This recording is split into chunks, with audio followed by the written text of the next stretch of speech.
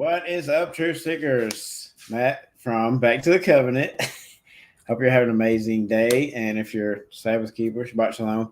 So this is going to be the official ministry update for 2024 because if you poked around on the channel lately, you might have noticed something different, like a lot of content is missing. So I'll explain myself on that. So let me say what's up to some folks on the chat real quick. Maybe take my time before I get into what I'll talk about. And this is going to be the longest live stream I've ever done. Just kidding. I don't have 100 slide PowerPoint presentation. I'm not going to go 3 hours. This is going to be super short.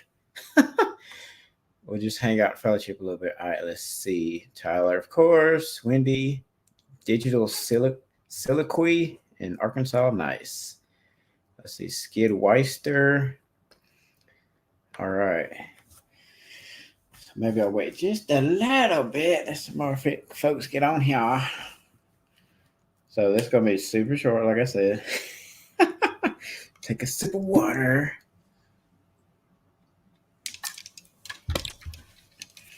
All right, so I'll get into it. So Shalom from Pennsylvania, at least. Nice. Yeah, tell me where y'all from. That'd be cool too, since everybody else is doing it. Why not? A lot of people that do live streams will ask that just to get engagement. So if you noticed, if you looked around lately, majority of the Truth About Cosmology episodes and content, the short clips, are MIA on the Back to the Covenant channel. Matt, why would you do that, dude? I'm so offended. Hopefully not. So I recently had a few conversations with a brother in the faith that is way smarter with Ogden. What's up, boy? I'd love to go back out there again. Super awesome in Utah. So I had a few conversations with a brother that's in the faith that's really smart with building channels on YouTube. He's even done consulting, and he's been paid money to consult big channels to help them grow. And so he's giving me some tips on how to grow Back to the Covenant channel, because the growth has been stagnant for a while. And I was wondering, like, what's up with that? What's up with the algorithm on YouTube? Arizona. Yeah, when you're coming back? Well, maybe I'll get to that in a little bit, Tyler. I guess you're referring to live streams, which I'm doing one now, but I'm not playing any videos. There's not going to be no lag on this one. And I got my wife off my phone. So this gentleman that has been consulting people on YouTube, and he's super smart, probably been studying it for years. From his recommendations, I decided to take probably 95 to 98% of the Truth About Cosmology, so the FE/Scriptural Cosmology content, off of the Back to the Covenant channel.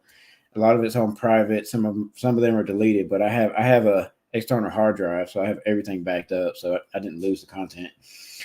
So what I decided to do, I'm going to, over time, move that to a new channel called Truth About Cosmology. Woo, surprised by that name. So if you do me a favor, Tyler or Wendy, share the link to that new YouTube channel that I have in the chat. So it's in the description. If you could do me a favor and go subscribe to that channel. So over time, I'll be adding that content that I've already put out on this Back to the Covenant channel to that new Truth About Cosmology channel.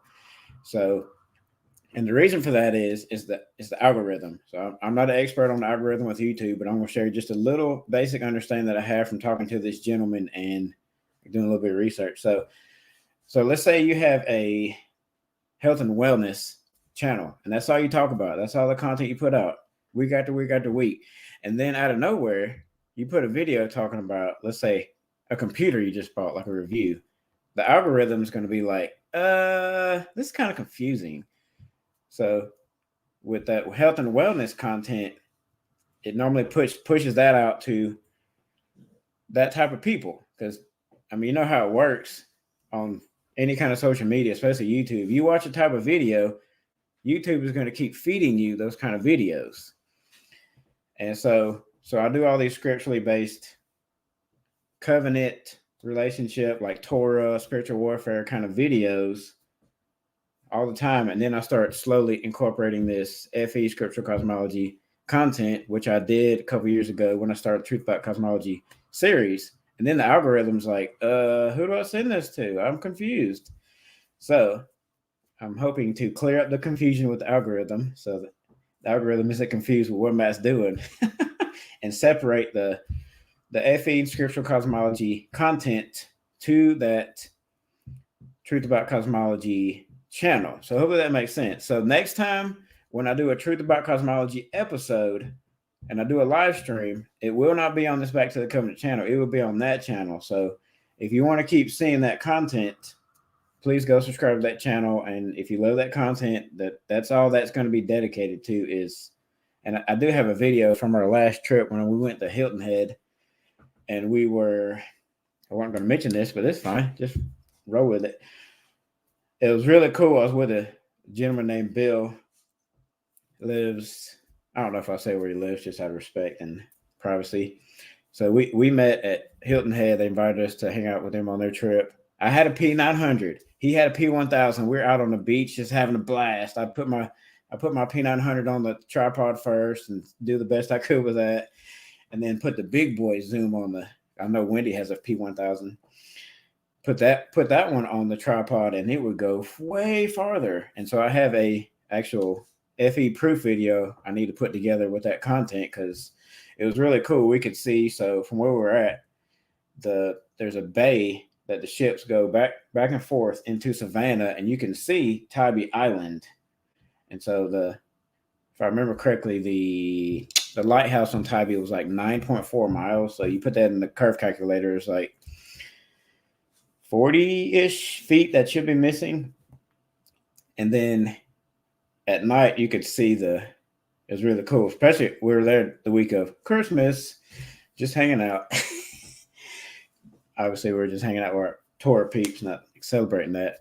But it was cool. I couldn't sleep the night of Christmas Eve, and I went out on the beach. I'm like, it's like 12:30. I'm like, I can't sleep. I'm just gonna walk around the beach, get some fresh air, fresh salt air. And then I could see like 4 barges just hanging out. And they were completely lit up like a Christmas tree because that's what they were going for. And so that was cool. I could see that. And we were guessing they were about 10 to 12 miles out. And I shouldn't have been able to see it. So that was cool. So again, moving all the FE content / scriptural cosmology content to the Truth About Cosmology channel. And I have some ideas on how to grow that. So that should be good. Let's see. So I have 4. If anybody's seen Journey to the Truth episodes, I have 4 of those lined up. Sweet. Thanks for subbing to the new channel. Appreciate that. It's at 89 now. It's going to grow rapidly, just like this one, according to I Was Will. But I have, if anybody's seen the Journey to the Truth episodes where I do interviews with people, they're really good. If you want your faith to elevate and grow, go watch some of those because testimonies are powerful. That's why I do those. So I have 4 of those lined up. I just gotta actually reach out to the gentleman and mesh our schedules together because that can be fun sometimes. And so look for that in the near future because I gotta obviously do the interviews and then upload the content later. And so a couple brothers I've fellowship with for a while gave me an idea the other day. At first I was like, I don't know. Because I put up the broadcast for this, and then you can see it before it goes live, before we go live, obviously. And the dude called me. He's like, hey man, I just want to call you, see what's up with the ministry update. And then they gave me some ideas of what I could do moving forward. And he said, we're studying under all these guys. Oh, I'm up to 96 already. Cool. Let's blow that. Let's get it over 100. That's the first milestone. Being at 88 helped it. Probably share it on Facebook later. That'll help. So he was like, I got a great idea for you to like revise the channel or whatever. He's joking, but he said, have a calendar series to talk about the calendar because we got all these awesome guys we've been studying under. And I was like, I don't know. I thought about it. And then so I was on a Zoom call with the 2 gentlemen I was talking with, and the guy that was doing the presentation was one of the gentlemen, and it was amazing. So I'm going to reach out to this guy and see if I can have him on, and then some of these other teachers that are very well versed in the calendar and understanding certain aspects. And so the one that we're specifically on today, he was talking about the stars and their piece in the calendar puzzle, because that's a missing piece for a lot of Torah keepers. Because in Genesis 1, what is it, 14 or 16, talks about the sun, moon, and the stars. Because for years I was part of a congregation for about 15-ish years, and we did a form of the calendar, and I always wondered, I was like, we look to the sun, we look to the moon, but how do we apply the stars with our observance of the calendar? Nobody could ever answer that because we didn't. And this gentleman was helping to fix that problem, alleviate that problem. Because most people that keep Torah, that keep the feast and trying to study the calendar out, they don't know how to put this piece together. So I think that'd be really valuable to have him on, and maybe some other brothers. Maybe Ken Heinderbrek. Maybe I can get him on too, because he's pretty smart with that. And then there's like 2 or 3 other brothers. So I think that'd be a cool series. Might call it Understanding the Calendar, maybe. Or y'all let's brainstorm. Can you think of maybe a better name for the series than Understanding the Calendar? And I might possibly be getting a laptop soon, so that might alleviate the no live streams for a while problem. So been talking to wifey about that. So let's see, where'd you say that? Tyler said, when will you be back or something? I think this. Yeah, when you coming back? Yeah. Oh, you meant coming back to Utah. I get what you meant now. I'd love, as soon as I can, brother. I would love to go back to Moab and get on one of them ATVs, because there's some sick trails out there. So I think I covered everything. Discussing the calendar with respect and shalom. Oh, that's a good one, Shurion, because that's one of those topics that, just like the shape of where we're living, people get crazy. And that's one of the things that, with any topic, whether it's controversial or not, we need to walk in the fruits of the Spirit and show people love. And that's what me and Matthew Jensen were talking about for like probably 20 minutes. You could do a whole live stream on that, because there's so many bad fruit that's put out there because people are so nasty. Just because you have a different understanding. Like, you have a different understanding of calendar, when a day starts, when Sabbath is, what day of the week it is, just whatever pronunciations of the name, just whatever. I mean, at the end of the day, that stuff is important, but you need to show people love while you're doing it, because you're going to be accountable on Judgment Day for being absolutely hateful to somebody because they have a different understanding of a certain topic. Yeah, Tyler said, trigger warning, calendar talk. And I like what Shurion said too. Like you say, righteousness before being right. Yeah, that's correct. So I did a teaching. I'll probably redo this teaching too, whenever I decide to do this series on the lunar Sabbath and why me and my family don't do the lunar Sabbath or the lunisolar calendar. And I mentioned that somewhere in that video, because I rewatched it recently, that I would rather be righteous than right. Because back in 2020, the fellowship that it was basically a bunch of families coming together, meeting in homes and whatever. So it was like a home group, so to speak. Really wasn't a congregation. We went to a building or whatever. But sometimes we did on somebody's property. The farm, y'all know where you're at if y'all see this later. And so there was like 2 or 3, 4 brothers in that assembly, especially 2, that challenged me on the calendar on when the day starts, on how to observe Yom Kippurim or Atonement. There's like 5 or 6 or 7 foundational important topics within Torah observance that Matt had to change in 2020 because he was presented with new information. like that's when I started doing the Zadok calendar because I was presented with some stuff and I was like, okay, I got to go back to the drawing board here. It's either I'm going to humble myself, eat some humble pie, and look at what these brothers are presenting, or just reject what they're saying, keep doing what I'm doing, and turn a blind eye. Oops, I didn't mean to do that. I might get clipped. At least I didn't do the 666 over my eye. Oh, man, that's pretty funny. And so at the end of the day, I always like to say, I want to be righteous, not right.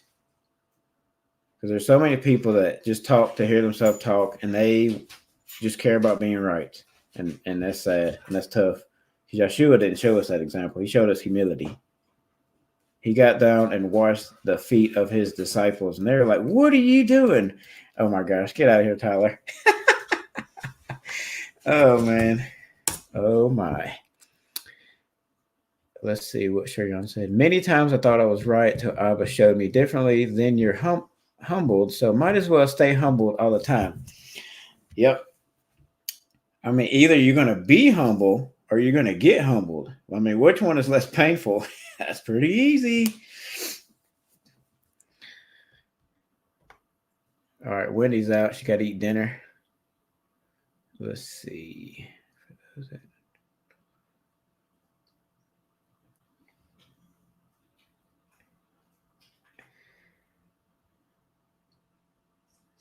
Oh, my gosh. Oh, Wendy. That's pretty funny. Let's see. Thanks, everybody, for being here. Oh, I guess I'll share this too. So before 2020, there were some brothers at that old congregation I was a part of, and I'd see them reading Jubilees, Enoch. They talk about that. I'm like, man, I don't want to read that. What is that? That's not scripture. And here I am.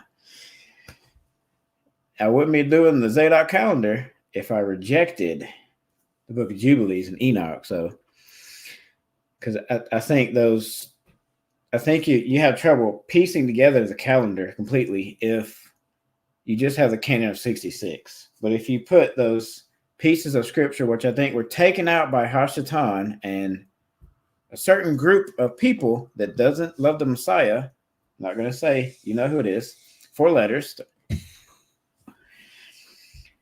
So if you put those books back in the scriptures where they belong, they give you pieces to the calendar that you don't find just in the canon. Quick example. So with the lunisolar calendar, about every 3 years, you have to add a 13th month, and that's nowhere in scripture.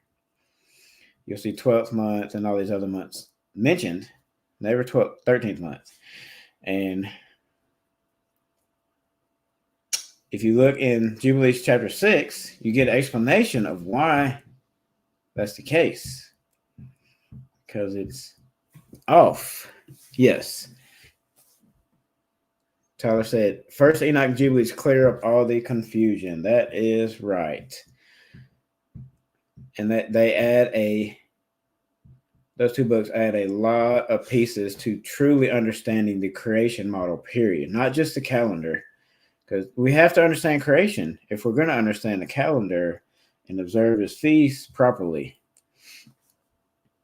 And we have to show other people mercy that might have a different understanding, that maybe they don't accept what scripture really teaches about creation, the firmament, so on and so forth. And maybe they reject Enoch and first Enoch and Jubilees and what those teach about creation. And maybe first Esdras, second Esdras, there's a lot of creation scriptures in that book as well. So there's some scriptures you could read if you haven't before. Especially first Enoch 72 through 82. Was it labeled the Luminaries chapter? So hope everybody's having a great Sabbath. So, and I also have I did an interview with Randy Smith from Lifting the Veil. I almost said it incorrectly, which I do plan on see if I can upload that to the channel after this. So that should be up in a week or 2. So let's see. See what y'all got in the chat, and I might jump off here. Keep it super short. 22 minutes. Pretty short. Y'all used to like an hour and a half, 2 hours with me when I do one of these streams. Shalom, Robert.